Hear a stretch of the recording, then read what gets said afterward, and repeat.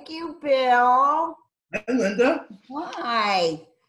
Well, my name is Linda Zuby. I'm on staff here at Live Arts, and welcome to 30 Plays in 30 Days, Live Arts Retrospective. And we're looking at the 2006-2007 season tonight, and 3 guesses as to who my guest is. Bill, LeSueur. Let me give a quick Let me give a quick shout out to our community partner this evening that we'd like to say many thanks to, and that's the Seaville Weekly, always supporting the arts and musicians and theaters in the area. And woo, look Bill works there.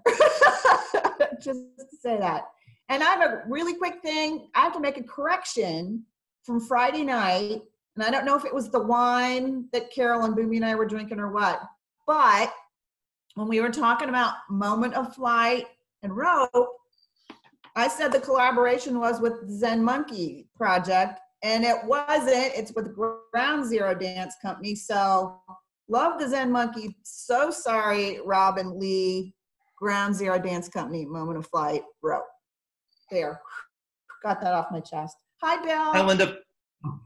So, just to give a little Bill Linda history, we met during All the Timing, and then we were in the waiting room together, and then we had a big long pause before we got to work together again, and you moved away, and then you came back, finally got to work together. You were Vanya to my Sonia, and Vanya, Sonia, and Masha and Spike, and yay. That was one of my most favoriteest things, is getting back on stage with you. Mine too. I love that play. It was great. It was really such a good time. Very good time. So let's go back in history though. Bill, how did you get started at Live Arts? Tell us because you were in the Fantastics. I was. I saw a flyer for the audition, and I'm a graphic designer, and I thought, well, I'd just been in town a couple of years, and I had time to spare and would like to meet some new people. So I thought I'll just stick my head in that audition and say, hey, if you ever need any design work, I'd love to do it. And I stuck my head in, and John Owen said, well, we're good. We've got graphic design taken care of, but I don't know if it was a slow day or what, but he said, why don't you stay? Why don't you stay and audition? And I did, and I was cast. They took the single role of the mute and turned it into a double role for myself and Peppy Linden. And she was the girls' mute, and I was the boys' mute. And it was great fun and a great introduction to this organization. Oh, very nice. Yeah, actually those parts where you don't have to learn lines or that many lines are the best. All for him. It was, no lines, but and so a little pressure off that way, but they also never leave the stage. And then there's that. So that makes for a lot of rehearsal, but it also made for a great start in that, I got to watch and listen to all those great people do their work, Bill Nibel and Bill Williamson and Dan Scott and many others. And, John Carden was in it. John Carden, and I don't think I could have asked for a better start. That's awesome. That's very awesome. And then you've done quite a lot. You've been on stage a lot at Live Arts, and you also moved away and came back. I did. I tried. I gave Charleston, South Carolina a try for about 4 years, from like 98 to 2003 or somewhere in there. Well, and you did theater down there too. I remember you telling me that. So I did.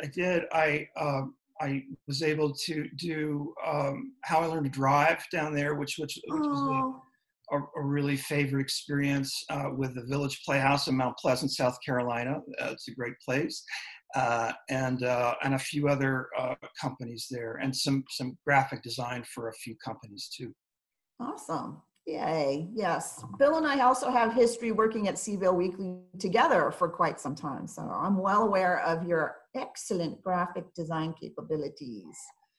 So is there any other fun story from like back at the old building that you'd like to share, or you have a fun? I I was playing Scrooge. I did it 2 years, and I dropped little Alex Davis on the floor and bloodied his lip. I think he's okay. I hope he's okay. I had this ridiculously quick, he was on my shoulder and I had to leave and had this quick costume change, and I thought he was going to be on the floor okay, and he slipped and he bloodied and he's crying and he's 8 years old and everyone's giving me dirty looks, and I'm supposed to be back on the stage, and it was one of the most terrible experiences of my life. So we've had some good experiences, and now we've had a terrible experience. Hi, Alex Davis. I hope you're okay. Maybe that's why he plays the violin and not the flute. Yeah. Who knows? Anyway, hey, let's take a look at slides from the season. We did a lot of plays this season. I was surprised when we started looking at this season. It's like the schedule is amazing. Hardworking. Amadeus, directed by the lovely Mendy St. Hours, and that's Danny Murphy on the left and John Cobb as Mozart on the right. Costumes by Dorothy Smith, and they were lovely. There's everybody. I did that poster. I kind of liked the idea. I was trying to get the theater to put more actors' faces on posters for a while. Yeah, it's very effective. I have a lot of the programs here, and it really looks great with the faces. I agree. There's Danny and John. John and Sarah Eshelman. That's Sarah Eshelman.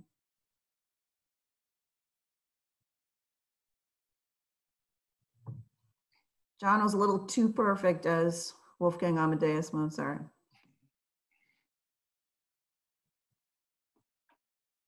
He's down in the Gibson. You can tell. Period romp. Very much a comedy, but also some serious underpinnings in there. I got to work with Danny Murphy and Bet and Boo. Oh, that's right. Yeah. Great. A picture of that a couple nights ago. Helen. This is in the Upstage / Founders, and I was in this, and there we go. Me with a Strange Wig, Cindy Burke, Jen Downey, Chris Ballmer, and Susan Burke, directed by our friend Rhonda Hewitt. And it's a riff on the original play by Euripides that takes place in a hotel room. That's where Helen has been absconded away to, and she's waiting to leave. She never gets to leave. It's a really fun show.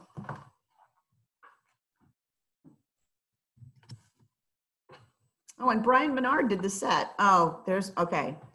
For those of you who don't know Flat Stanley,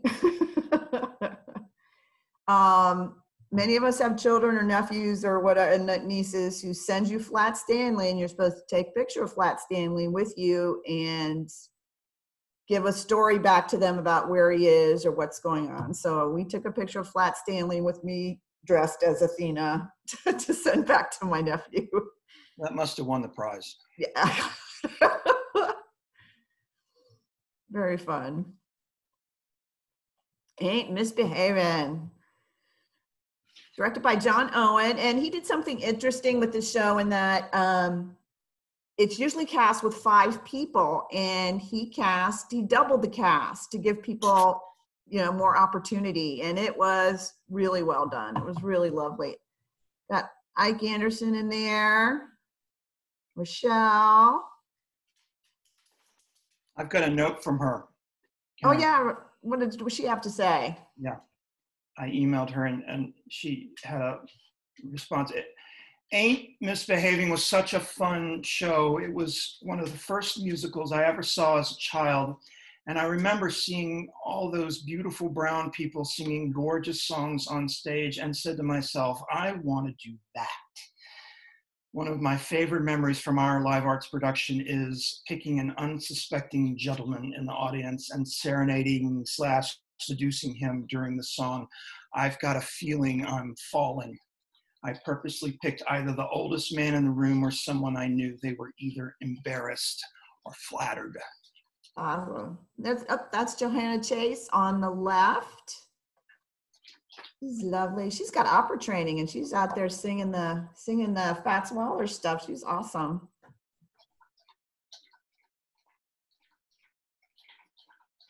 There's the whole cast.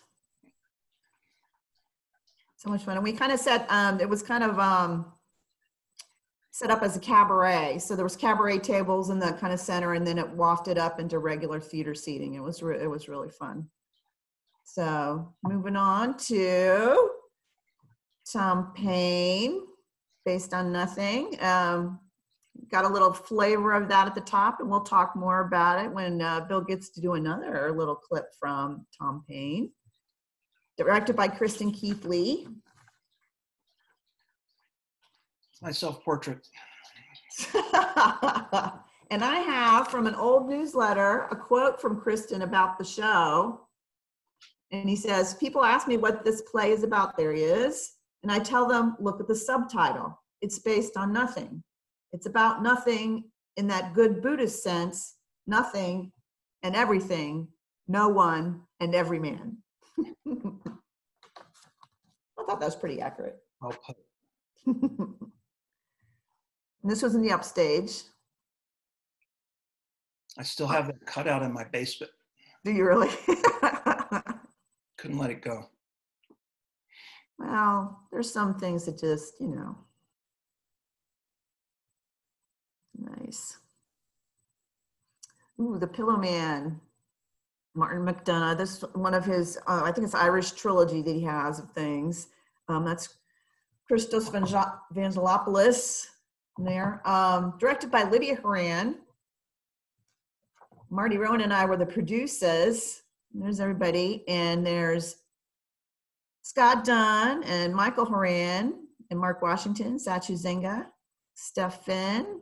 Remember everybody? It was really wonderful show, and it plays with the memory and goes back and forth and very suspenseful. And at this point, Mark Washington there on the left, he was just graduating from high school. And I remember at casting, she was like, am I crazy for wanting to cast this 17-year-old? I was like, no, he's really good. And he held his own against Satch and Michael. That was pretty cool. He did a good job.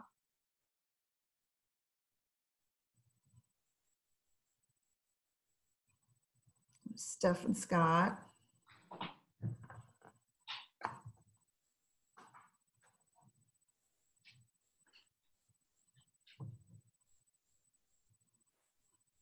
Very nice. Moving on. Oh, The Violet Hour. It's our second show that we did by Richard Greenberg.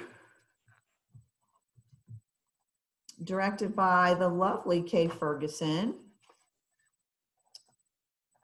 Let's see who. Matt Fletcher up there, one in the very back, and Jude Silvera.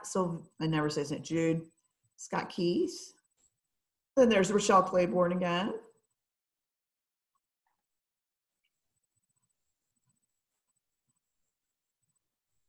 Oh, there's Jude in the middle. I think, I know he did a couple things on stage, but this is the biggest role I ever saw him in, and he was wonderful. Really well done in the show.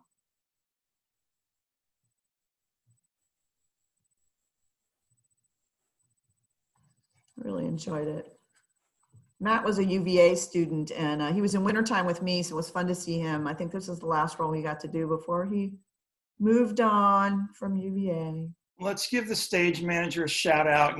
She was going to have to clean that all up. Every time. Her name, Olivia Hassing, was the stage manager. Oh, that's right, Olivia, yeah. Yeah, she and did. Actually, when I was trying to remember what all the show was about, the basic premise is that this machine is just churning out paper after paper, but it's also telling them what their future is. Yeah, so how do you stop it? You don't. The good times are killing me. I remember seeing this, and I was trying to remember more about it, so I did a little research, and it was directed by Larry Goldstein. and it's written by Linda Berry, and this is also based on her book. And I'm just going to read this because I'm not proud. 12-year-old best friends, one black, one white, stand by each other through upheaval and tragedy in spite of their family's disapproval. However, racial peer pressure eventually drives a wedge between the girls. And there's also some songs from the period. And there we have Ike Anderson. So it's a nice mix of adults and kids. So.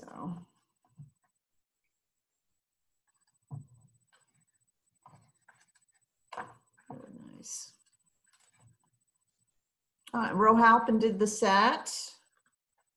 Oh, Roger Prime, no longer with us, unfortunately, did the lights.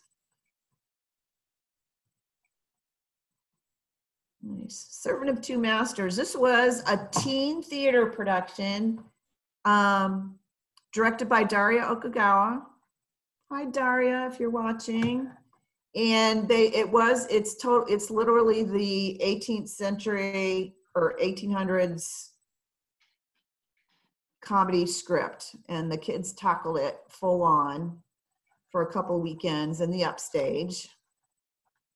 And I could not find a program. Sorry, everybody, to tell who's who. Nicely done. Kids and beards. Streetcar Named Desire, directed by John Gibson. In the Gibson, formerly the Downstage. We have Mark Valhovic and Rhonda Hewitt played the two lead roles in that.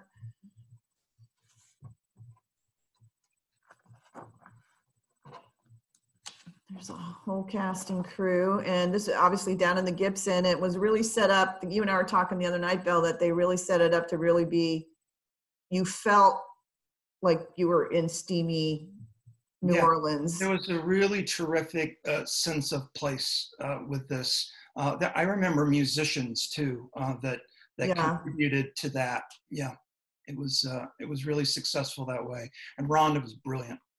Yeah. Look at that photo.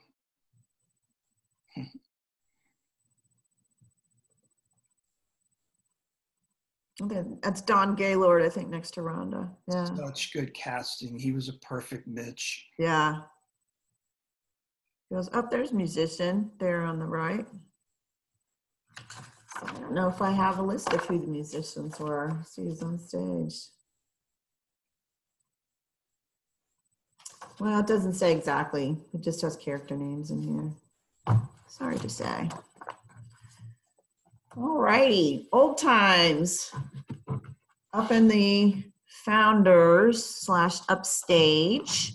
And I couldn't find a program, but I know the actors in there. There's got Chris Ballmer, Bumi Patterson, and Daria Okagawa in the show, directed by Fran Smith and by good old Harold Pinter.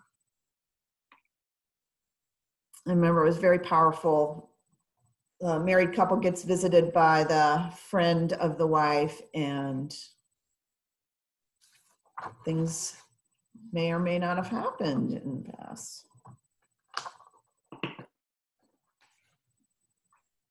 It's my first Pinter I've seen. Oh, really? Yeah. Okay. A lot of that going on for me at Live Arts, where first plays I've seen of playwrights. So, well, this is your basic Pinter, where there you were every time you thought something was, oh, it's this way, he always manages to leave the door open for other possibilities. It is what it is, he has been quoted as saying. So there we go. As you can tell, very action-packed. Some things were overlapping when you stop and look at all the dates of all these shows. There was like stuff going on in both theaters at the same time some weekends. So, very nice. All right, checking my notes, Bill. Okay. Oh.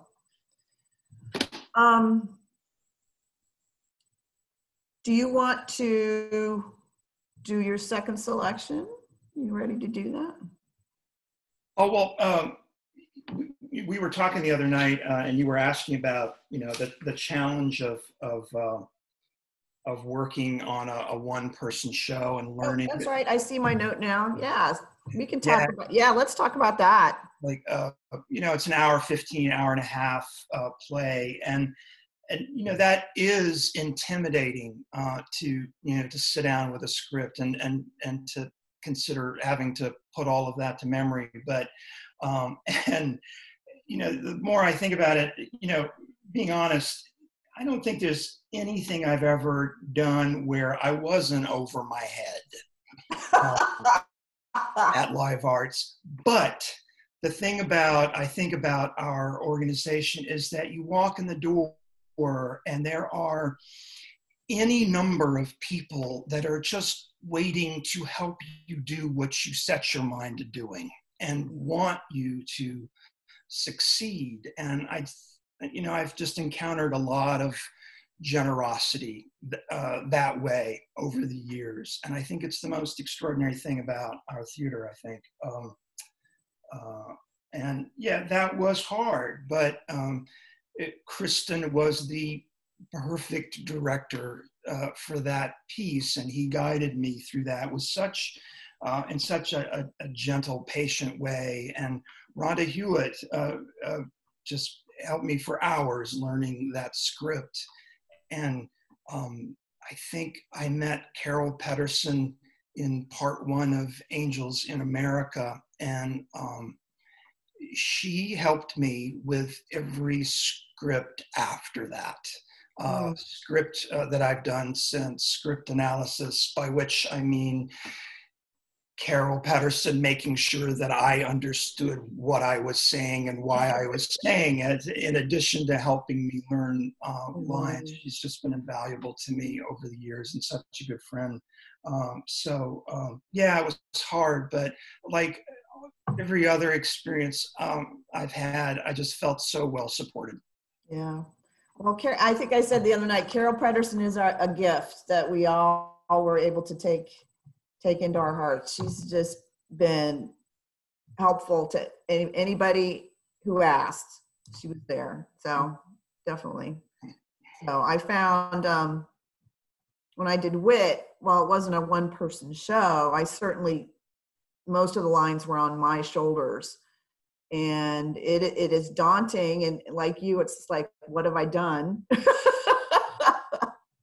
But you get there because you have the support of such a wonderful community here at Live Arts. So there you go. All righty. Check my notes again. So are we good? Are you ready to do part 2? Yeah. Okay.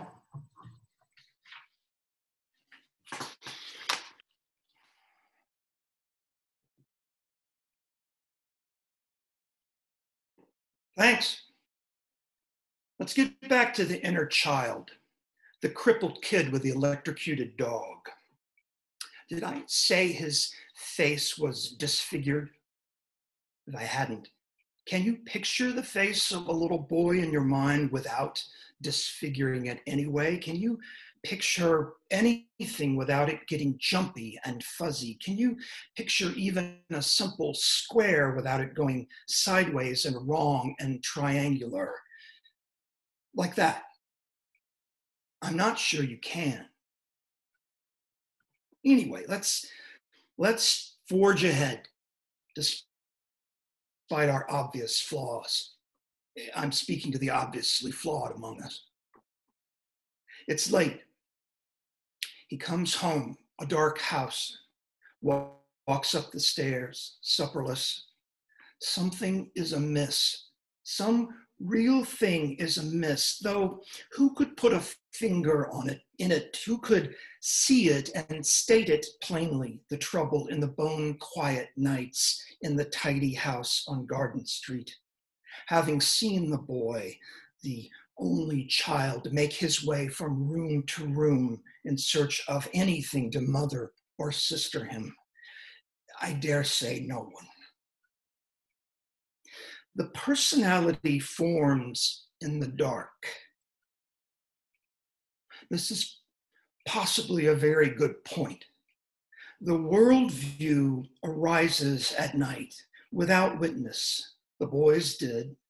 as he grew, changed away from people in the bathroom and the rain, down halls in everyday familial places. I dare say, no, I don't. I do know that they didn't pat his head. They didn't muss up his hair and say, good boy. He comes and goes untouched, his childhood running out as he becomes a foreigner, an immigrant to the place where he was born. Anyway.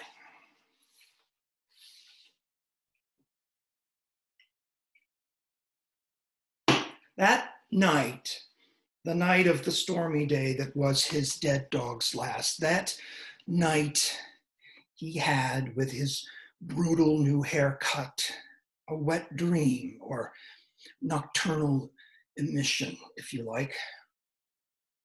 Who knows what he dreamt of? Some inscrutably human thing, no doubt, something out of the vocabulary and wilderness of a little boy at night.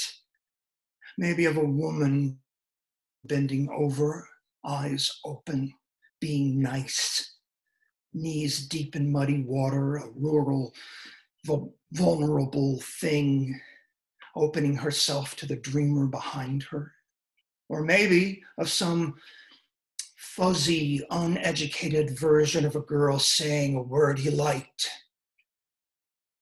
Voucher or ankles. Whispering one of those funny little words that only refer to words like such. Maybe he just felt some little twinge, a nice little physical feeling in the night, and came without language. His little bed and the little sheets with airplanes on them are covered in semen and freshly, badly cut hair. What a mysterious scene. And somewhere in the same night, another youth bleeds between her legs, wondering what for, sure she's done something wrong, unsure whom to tell. What a mystery. The onset of the breeding years, growth. The cancers are almost all in place. Nature laughs last, ladies and gentlemen, laughs hardest and best and last deep into the night at you.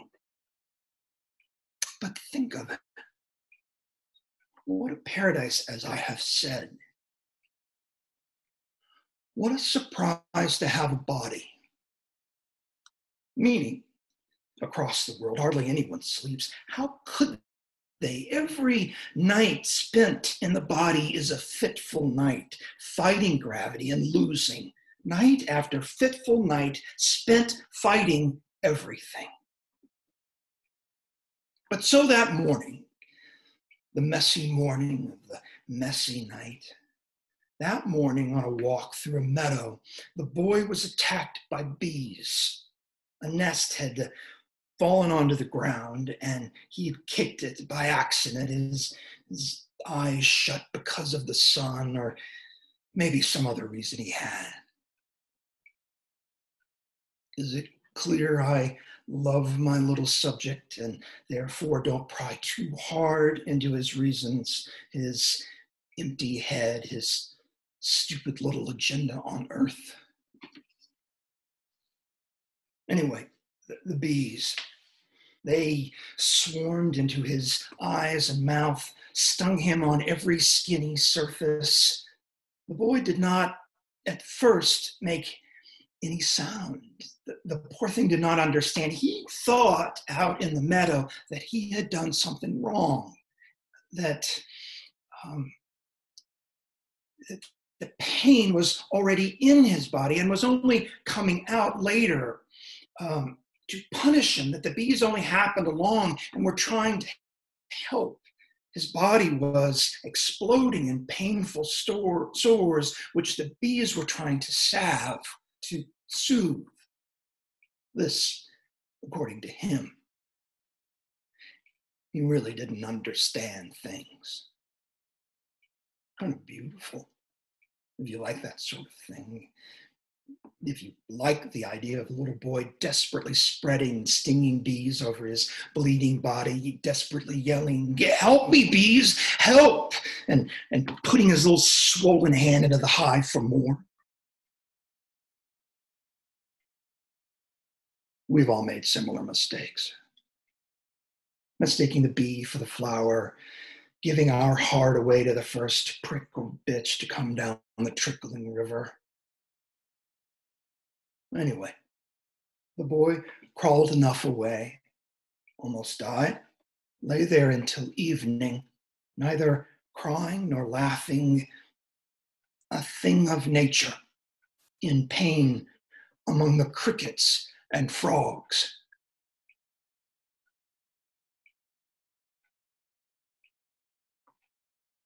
So that's the bee incident. I have an incredibly rich interior life.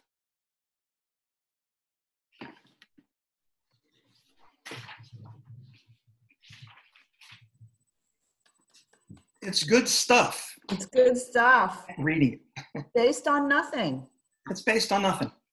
Based on nothing. Yeah. So, brilliant. We were able to do another show of his just a couple of years ago, The Realistic Joneses, which was another terrific experience. Right. That's right. Oh, that's right. That's what we will, you know. Rumor has it that you have a letter from Mr. Will, you know. I do. I hope I don't get any trouble reading this. I also have one that, because I don't think you can mention his name enough. I have a little letter from Sandy McAdams wrote to the Daily Progress. This show was in January. It was the middle of winter, and he saw it, and I think he must have thought, Lord, who's going to go see this odd, hour and a half, no intermission monologue, and was worried about us. And so he sent this little letter to the Daily Progress. The Daily Progress, I will point out, misspelled the name of the show in the headline. But Sandy writes, Tom Paine is often difficult, but I've rarely seen as brilliant a one-man show as the live arts production. Bill LeSueur is wondrous. So that's a sweet man, and I'm a big fan of both Sandy and Donna. So, yep. Talk about longtime supporters of live arts. Holy moly. Talk about it. Yeah. About it. I believe Rhonda, the production team on Tom Paine was in contact with Will Eno during the rehearsal, and I think got some advice from him. And I think it was Rhonda that was responsible for asking him to write me a note for opening night. And it's obviously one of my very favorite things. And again, a very generous thing for her to have done. So Will, says, Dear Bill, I am very pleased that you are doing this play, and I am grateful to John and Kristen and Rhonda and everyone at Live Arts for making it happen. I have heard great things about you. I hope and trust you will have for yourself and supply for everyone else a transcendence of sufficient power and strangeness to kick the year off right and kick all the rest of our lives off right. Yes, let's kick everything off right. Bravo in advance, and from afar, I send best wishes for a good, solid month that doesn't go by too quickly. Sincerely, Will Eno. Very nice thing to have. It's pretty great. It is pretty great. Yeah, Rhonda actually got a hold of, when we were doing Helen, Rhonda got a hold of the playwright. We had a question about something. She's like, and she had this dialogue going with Ella McLaughlin about Helen, and they corresponded for a while. So once more, we have an amazing staff. Shucks. We do. Amazing volunteers, amazing staff. Was there anything else you want to share before we call it a night, Bill, or are you storied out? I think I might have told you everything I know. Everything? Oh my God. Well, thank you so much for joining me tonight. It's always a pleasure. Thank you and the theater, and it was a real pleasure to be here with you. Thank you so much. Thank you, everybody, for joining us tonight. If you feel so moved to help us keep forging ahead as we go to our 30th birthday, feel free. There's donate buttons probably in the comments if you're watching through Facebook, and there you go. And feel free to join us tomorrow night when we will be looking at season 2007-2008 with the way awesome Amanda McRaven as our guest. So that will be totally fun. So thank you all. Sunday night. Thank you. Bye.